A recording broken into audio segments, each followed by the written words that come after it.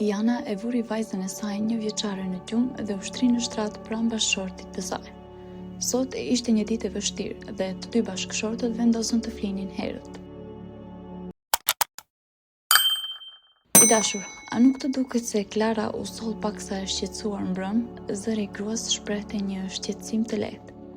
Mos e tepro, gjithçka është në rregull me zonjën tonë të vjetër. Arturi ushtri i rehatshëm në krahun e djathtë dhe gërhiti me kënaqësi. Pavarësisht shqetësimit të gruas për sjelljen e çuditshme të qenit, burri ishte i bindur se Klara ishte në gjendje të përkryer. Kafsha kishte jetuar me pronarët e saj për pothuajse 7 vjet. Gjatë kësaj kohe, qeni u tregua një mik i jashtëzakonisht besnik, me inteligjencë të shkëlqyer karakteristike për këtë racë. Sa e zgjuar është Klara jon.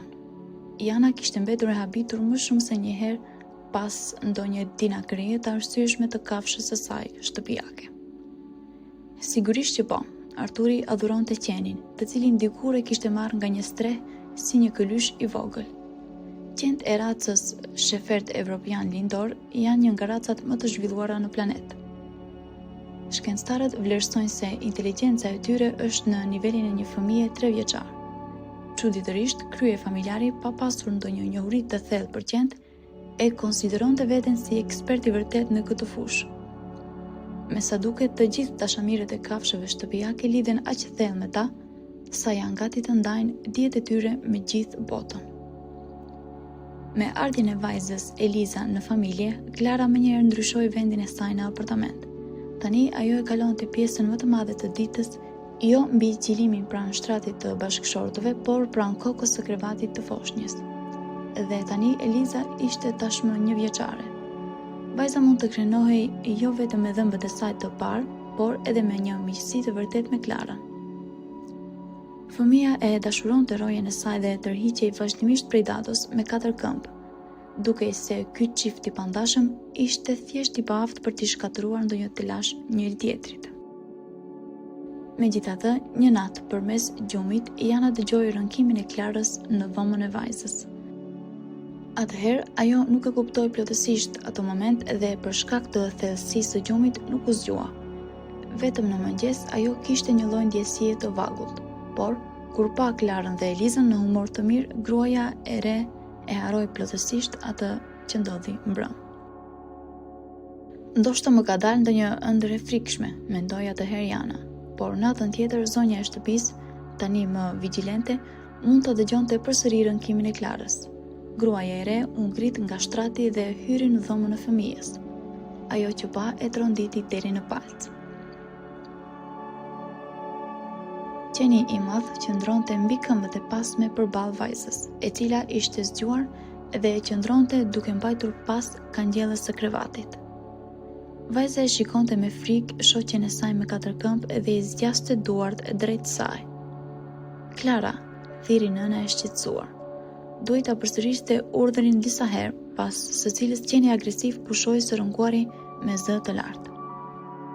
Megjithatë, ajo vazhdonte të shikonte me shqetësim në drejtim të vajzës.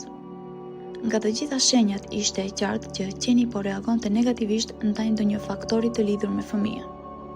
Jana e mori vajzën nga krevati dhe e çoi në dhomën e saj, por qeni mbeti në dhomën e fëmijës. Kjo, sipas zonjës së shtëpisë, ishte ndëshkimi i saj për sjellje të papërshtatshme. Vetëm në mëngjes, Arturi pa që Eliza ishte duke fjetur në shtrat me prindërit. "Çfarë ka ndodhur?" pyeti burri i saj me shqetësim. "A imagjinon dot çfarë bëri Klara?" Nga zëri i gruas kuptoi që ajo po e përjetonte sërish atë makth. Jana i tregoi burrit të saj me detaje për incidentin. Arturi dëgjoi me vëmendje dhe shkoi në dhomën e vajzës për të parë qenin ashtu edhe shtratin. Duke mos gjetur asgjë të dyshimt në sjelljen e Klarës apo në ambientin e dhomës së fëmijës, Arturi u qetësua disi. Megjithatë, për vete vendosi të kuptonte se nga vinte agresioni i kafshës së tij të dashur. Natën tjetër, burri e bindi nënën e ndjeshme të kishte besim te Klara, e cila gjatë gjithë ditës ishte sjellë si zakonisht. Megjithatë, natën u dëgjuan tinguj shqetësues nga monitori i foshnjës. Qeni filloi të rënkonte përsëri në mënyrë kërcënuese, dhe Eliza, duke u zgjuar, filloi të qante. Prindërit e shqetësuar vrapuan në dhomën e fëmijës dhe e larguan qenin nga fëmia. Arturi e shikonte me habi kafshën e tij shtëpiake dhe nuk mund të kuptonte asgjë. Për më tepër, pasi prindërit dhe fëmia dolën nga dhoma e fëmijës për në dhomën e gjumit, Klara vazhdoi të rënkonte her pas here. A e dëgjon? Nuk po qetësohet, tha Jana burrit të saj. Nuk kuptoj asgjë. Sigurisht Klara është plakur tashmë, por jo deri në këtë mas. Burri nuk mund të kuptonte se çfarë e bënte qenin zakonisht të përmbajtur të sillej kaq keq. Ndoshta duhet ta çojmë në ndonjë stre. Gruaja ishte shumë e shqetësuar për jetën dhe shëndetin e fëmijës. Mos thuaj budallallëqi. Nga ky propozim i gruas, krye familjari madje u ngrit nga shtrati dhe nisi të ecte nervozisht nga një cep në tjetrin. A do të arrish deri aty sa të thuash që duhet ta vrasim? Arturi nuk lejonte në asnjë mënyrë as mendimin më të vogël për t'u ndarë nga Klara, të cilën e konsideronte si antar të vërtet të familjes. Ndoshta qeni yt është më i rëndësishëm për ty se sa vajza jote. Nga fjalët e burrit, Jana filloi të zemrohej. E di, ndonjëherë më duket se ne të dy jemi kaq të ndryshëm. Arturi zgjodhi me kujdes fjalët e duhura, pas secilës vazhdoi frasën. Nuk mund ta krahasosh diçka që është absolutisht e pakrahasueshme. Edhe po, nuk do ta çoj Klarën në ndonjë stre. Ajo është shoqja ime dhe madje e afërmja ime. Për më tepër, jam i sigurt që ky qen, siç e quan ti, do të jepte jetën për Elizën ose për ty e për mua, pa menduar fare. Nga fjalët që tha, Arturi u emocionua aq shumë sa i u mbushën syt me lot. Ti gjithmonë e dramatizon gjithçka kur bëhet fjalë për Klarën. Një qen i zakonshëm, më parë ishte e zgjuar dhe e mirë, por tani Jana nuk arriti kurrë ta përfundonte frazën që kishte përgatitur pasi Arturi, duke shmangur një debat me gruan e tij, doli nga dhoma e gjumit dhe shkoi në kuzhinë. Klara e dëgjoi pronarin dhe e thiri me zë të ulët, por Arturi ishte aq i mërzitur sa nuk ja vuri veshin kafshës shtëpiake dhe u mbyll në kuzhinë. Sigurisht kjo sjellje e pronarit e mërziti qenin, por as kjo nuk e ndaloi mikun me katër këmbë. Klara vazhdoi të rënkonte gjatë asaj nate, dhe vetëm pak kohë më parë të gjithë antarët e familjes e adhuronin Klarën, e cila u kthente me besnikëri dashurinë që i jepnin. Të gjithë dashamirët e kafshëve në lagje e njihnin këtë qen shumë mirë. Ajo jo vetëm që ishte e edukuar dhe nuk paraqiste ndonjë kërcënim për askënd, por shpesh herë vepronte edhe si garanci sigurie për fëmijët dhe kafshët e tjera shtëpiake. Në llogaritë e saj, kishte raste kur ajo shpëtonte një koktejl të hutuar apo edhe një fëmijë të papërgjegjshëm nga një makinë. Në rastin e fundit, ajo shpëtoi një fëmijë që ishte larguar nga një bisedë e përqendruar me fqinjen e nënës së tij dhe ishte gati të përfundonte nën rrotat e një makine. Shoferi ishte duke ecur mbrapsht, ndërkohë që përpiqej të parkonte pranë sheshit të lojrave dhe nuk e kishte vënë re fëmijën. Dhe vetëm Klara e vëmendshme pa tragjedinë që po ndodhte, me 2 kërcime u gjend pranë djaloshit. Qeni e kapi atë për jak me dhëmb dhe e tërhoqi menjëherë në anë. Sigurisht, atëherë jo të gjithë të pranishmit e kuptuan menjëherë thelbin e asaj që ndodhi. Shikoni, qeni e kafshoi fëmijën, bërtiti gruaja, e cila pa vetëm fundin e episodit. Kush është pronari i saj? Pse nuk është me gosht? Duhet ta njoftojmë? Pronarin e qenit. Dëgjoheshin zëra nga drejtime të ndryshme. Dhe vetëm një burr i cili qëndronte në balkonin e katit të tretë dhe e pa të gjithë skenën, bërtiti drejt shoferit të asaj makine. Fqinj, në zërin e tij kishte një shqetësim të vërtetë. Pothuajse shkele një fëmijë. Po të mos ishte Klara, atëherë tani burri nuk mund të shqiptonte fjalët e tmerrshme nga emocionet. Shoferi doli nga makina dhe shikoi qenin, i cili tashmë kishte lëshuar fëmijën e shpëtuar edhe kishte filluar të rënkonte ndaj burimit të kërcënimit. Arturi arriti pranë Klarës dhe e përkëdheli në qafë. Nëna me syt e zgurdulluar nga tmerri shikonte herë Arturin, herë pronarin e makinës, pa e kuptuar se mbi kë duhet ta shkarkonte zemërimin e saj. Nuk ka nevojë për falënderim, tha Arturi dhe duke e kapur qenin për jak, e çoi atë në shtëpi. Pastaj i gjithë obori e diskutoi këtë ngjarje. Klara u bë me të vërtet heroina e tregimeve të shumta të banorëve të saj godine. Më pas Arturi u takua me fqinjen e tij nga kati i tretë. Nikolaj Semjović, po të mos ishte për pjesëmarrjen tënde, ata gra do të më kishin quajtur mua dhe Klarën fajtore. Arturi nuk pushonte sa habiturin nga natyra njerëzore. Nikolaj nuk ishte nga ata burrat që flasin shumë. Ç'të thuash, gratë janë gra edhe në Afrikë. Beqar i bindur, ai kishte kaluar gjithë jetën e tij pa familje. Burri në moshë të mesme ishte biolog nga profesioni dhe si një formë qetësimi shpirtëror, rritej me lloje të ndryshme insektesh egzotike. Pastaj ai u tregua bujar dhe i tregoi Arturit krenarinë e tij. Një dhomë të mbushur me lloj-lloj enësh prej qelqi, me përfaqësues mahnitës të ekosistemit të planetit tonë. Insektet nga të gjithë anët e botës ishin mbledhur aty, përfshirë edhe lloje helmuese. Je një njeri i jashtëzakonshëm, Nikolaj.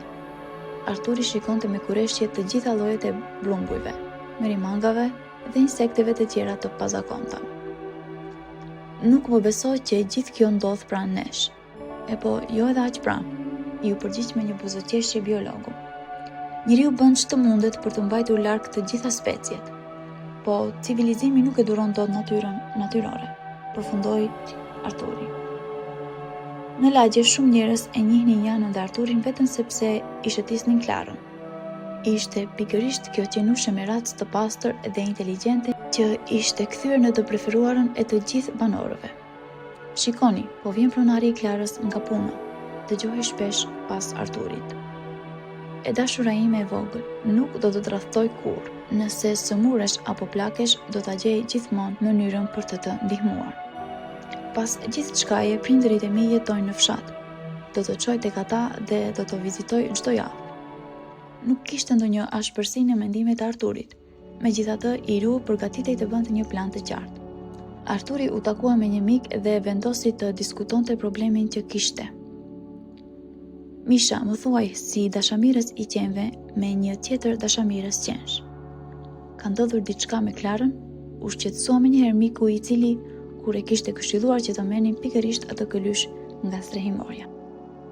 Thjesht që prej ca kohësh ka filluar të sillet në mënyrë agresive natën. Rënkon dhe madje le ndaj Elizës kur ajo është në gjumë, por vetëm pak kohë më parë Klara ishte kaq e kujdesshme ndaj saj. E di vetë.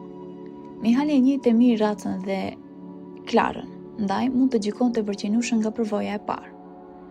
Këtu duhet të marrësh parasysh të gjitha detajet, jo përgjithësime. Ti vetë thua që agresioni ndodh vetëm në errësirë dhe gjithçka ka filluar së fundmi. Duhet ta vëzhgosh me kujdes Klarën, ndoshta ta filmosh dhe pastaj ti shqyrtosh të gjitha që nga momenti kur nisi kjo sjellje e pazakontë. Edhe unë ashtu mendoj, më qetësove, vetëm se Jana nuk do të dëgjoj më për Klarën që ruan Elizën natën. Ka shumë frikë. Arturi kruajti mjekrën me mendim.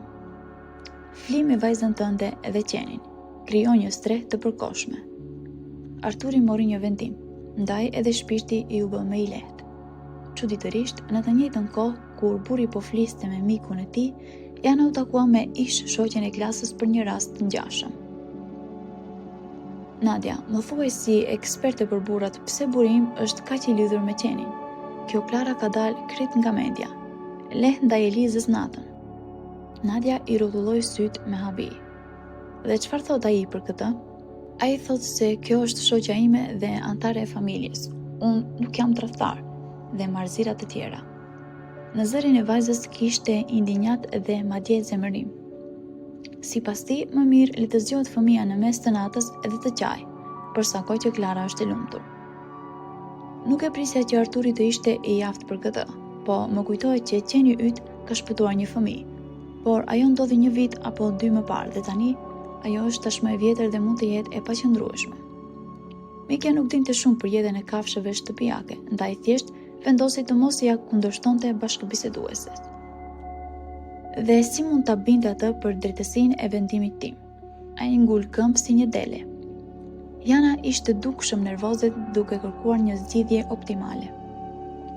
Po atëherë le të flej me qenin e tij në krah, nxirre nga dhoma e gjumit. Nëse ndan nga trupi, i vogli do të kërkoj falje. Nadia ishte një vajzë tipike me zemër të fortë edhe gjithmonë i zgjidhte problemet me burrat vetëm nëpërmjet prizmit të marrëdhënieve romantike. Kjo është sigurisht një ide, por kam frikë se rezultati nuk do të jetë pozitiv së shpejti. Jana nuk besonte se një qasje e tillë do të funksiononte me burrin e saj. Askush nuk do të guxonte të ma bënte mua këtë. Nga krenaria për veten, Nedeshta nxori gjoksin dhe rregulloi me kujdes jakën e bluzës së saj, duke theksuar pikërisht këtë pjesë të jeshisë femërore. Po, vajza pronoi me mendim. Plani i saj tashmë kishte filluar të piqej në kokë, dhe në mbrëmje pas darkës, çifti vendosi të diskutonte taktikat e reja të sjelljes. I dashur e kupton që nuk do ta lejoj qenin të ri vetëm me Elizën.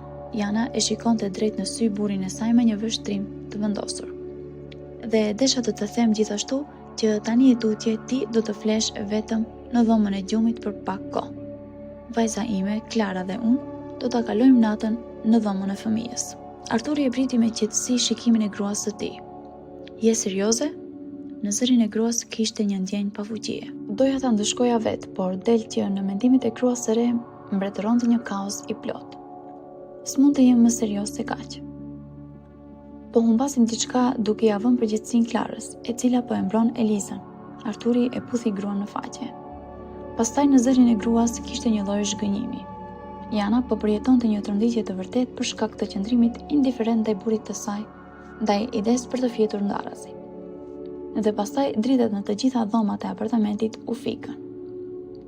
Jana, pasi u rrotullua disa herë në shtrat dhe u trishtua për temën e përgjegjësive martesore, më në fund ra në gjumë.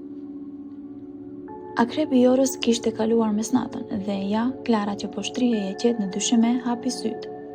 Roje e patëmet. Ajo bëri disa nuhatje të ndjeshme dhe ngriti veshët.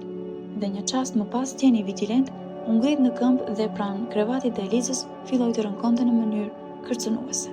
Arturi u zgjua menjëherë dhe ndezi elektrikun që kishte përgatitur më parë. Ai nuk ndezi dritën e tavanit në mënyrë që të mos e zgjonte fëmijën. Për më tepër, duke drejtuar rrezën në drejtimin ku po shkonte Klara, mund të identifikojë me saktësi sektori nga ku vinte kërcënimi. Djaloshi shpërtheu me zë të lartë kur pa një njollë të errët në cepin e murit që po lëvizte.